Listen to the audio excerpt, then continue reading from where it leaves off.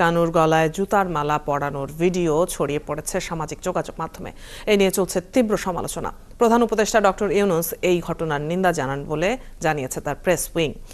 1 minute 46 সেকেন্ডের ওই ভিডিওতে দেখা যায় 10 থেকে 12 জন ব্যক্তি তাকে একা পেয়ে গলায় জুতার মালা পরিয়ে এলাকা ছাড়ার হুমকি দিচ্ছে।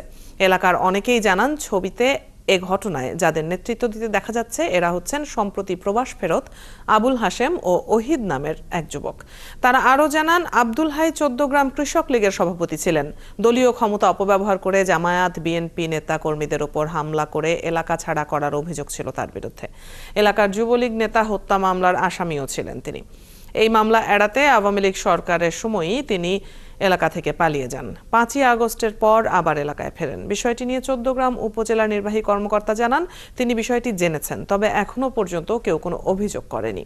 এদিকে একজন মুক্তিযোদ্ধাকে জুতার মালা পরানো